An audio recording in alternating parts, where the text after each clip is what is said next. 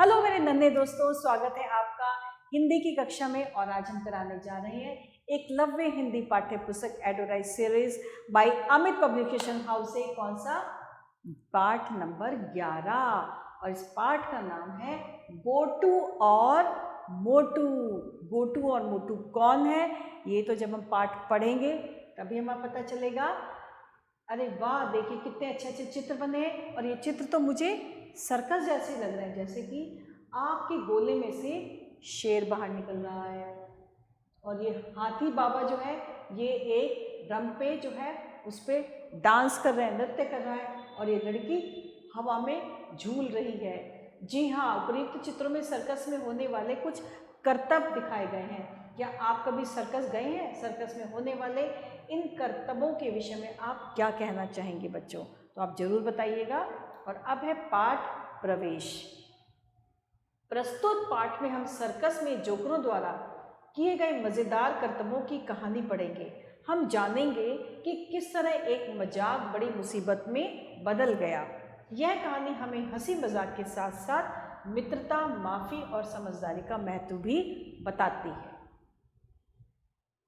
आइए शुरू करते हैं। गोटू और मोटू जोकर डम्बो सर्कस में काम करते थे।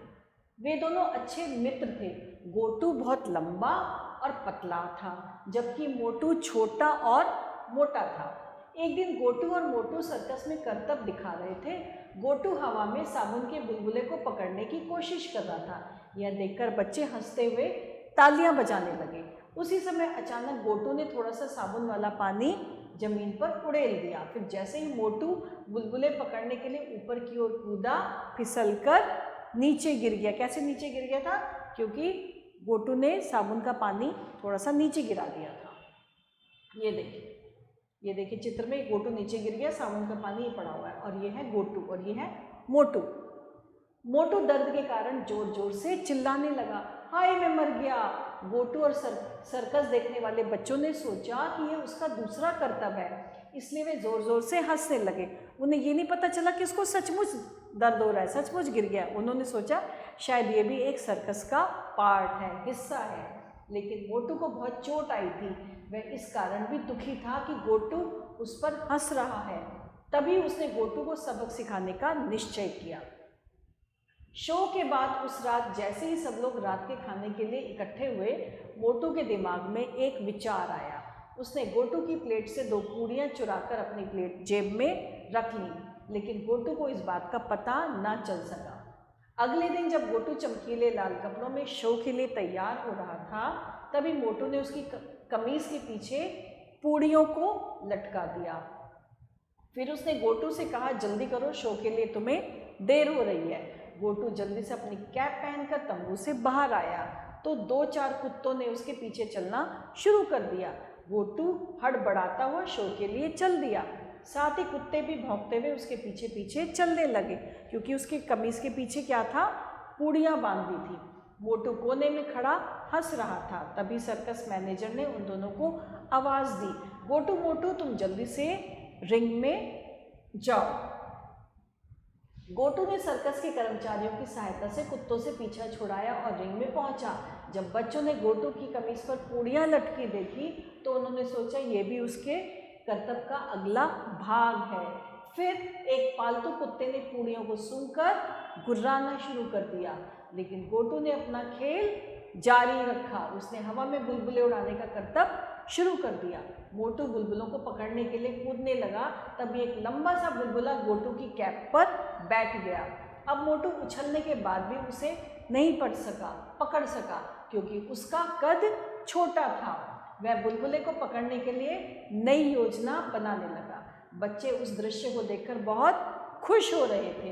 बाद में मोटू एक सीढ़ी लेकर आए और उसे गोटू के सामने लगा दिया। जब वह सीढ़ी पर चढ़ रहा था तब एक दूसरा पालतू कुत्ता भीड़ में से आया और गोटू की कमीज पर लगी पूड़ियों पर झपटा। उसने गोटू को काट भी लिया। गोटू दर्द के मारे अपना संतुलन खो बैठा। मोटू और कुत्ता सभी धड़ाम से गिर पड़े। अब दोनों जोकर दर्द के मारे चिल्ला रहे थे, जबकि बच्चे यह देखकर हंस रहे थे। फिर गोटू और मोटू जल्दी से रिंग से बाहर आए, दोनों को अस्पताल ले जाया गया। मोटू ने गोटू से माफ़ी मांगी और कहा, मैं नहीं जानता था कि मेरा ये मजाक हमें इस परेशानी में डाल देगा। अब मोटू और गोटू ने निश्चय किया कि वो फिर से ऐसी शरारत कभी नहीं करेंगे। तभी पीछे से आवाज़ आई, नहीं नहीं ऐसा मत कहो, आज तुम दोनों की वजह से सर्कस का ये करतब बहुत कामयाब रहा। सर्कस का मालिक मोटू और गोटू के लिए गुलदस्ता लिए खड़ा था। गोटू और मोटू की आंखें खुशी से चमकने लगी।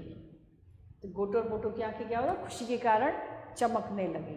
तो ये था हमारा आज का पाठ। और अब है कठिन शब्द। डम्बो बुलबुला सबक निश्चय कैफ तंबू हड़बड़ाता मैनेजर कर्मचारी गुर्राना दृश्य संतुलन रिंग और गुलदस्ता।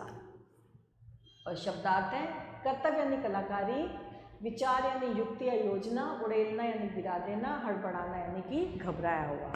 और इसके प्रश्न उत्तर है। सबसे पहले गोटू और मोटू कौन थे? गोटू और मोटू सर्कस के दो जोकर थे।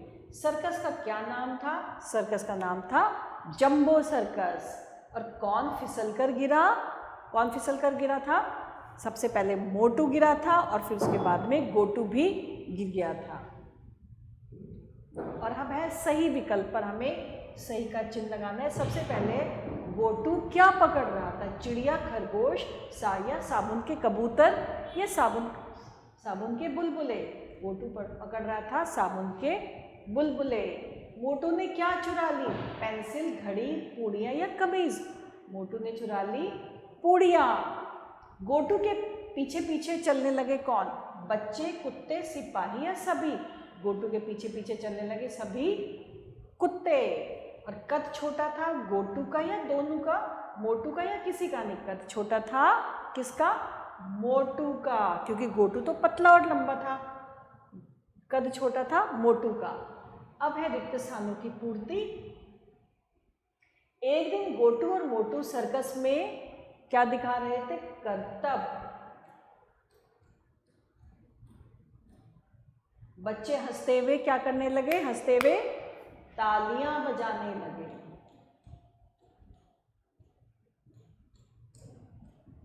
गोटू ने थोड़ा सा वाला पानी जमीन पर उड़ेल दिया। कौन सा? साबुन वाला। साबुन वाला पानी जमीन पर उड़ेल दिया। गोटू दर्द के मारे अपना संतुलन खो बैठा। और फिर वो नीचे गिर गया था ना, संतुलन खो बैठा। तो ये थे हमारे रिक्त स्थानों की पूर्ति। और अब हम करेंगे सही या गलत पे निशान लगाएं। गोटू और मोटू सर्कस में काम करते थे, बिल्कुल सही। गोटू छोटा व मोटा था, गलत। गोटू पतला और लंबा था। सीढ़ी मोटू लेकर आया था, जी हाँ, सीढ़ी मोटू लेकर आया था। मोटू ने गोटू से माफ़ी मांगी, बिल्कुल सही। मोटू ने गोटू से माफ़ी मांगी कि मैंने तुम्हारे पीठ पे कपीस पे पूड़ियाँ बांध दी थी और मेरी वजह से तुम्हें चोट आई। तो मोटू ने गोटू से माफ़ी मांगी। और अब है प्रश्नों के उत्तर। गोटू और मोटू कहाँ काम करते थे? गोटू और मोटू एक सर्कस में काम करते थे। मोटू कैसे फिसला? मोटू जो था साबुन के बुलबुले से फिसल गया। गोटू को सबक सिखाने के लिए मोटू ने क्या किया? गोटू को सबक सिखाने के लिए जो था मोटू ने उसकी कमीज के पीछे पूड़ियाँ बांध दी थी और जिसके पीछे पीछे फिर कुत्ते भी आ गए थे। गोटू से किसने और क्यों माफ़ी मांगी? गोटू से मोटू ने माफ़ी मांगी। किस लिए, क्यों माफ़ी मांगी? क्योंकि वो गोटू से बदला लेना चाहता था, इसलिए उसने उससे माफ़ी मांगी। तो बच्चों, ये था हमारा आज का पाठ और मैं आशा करती हूँ पाठ आपको बहुत ही अच्छा लगा होगा। अगले पाठ के साथ बहुत जल्दी आते हैं, तब तक के लिए आभार।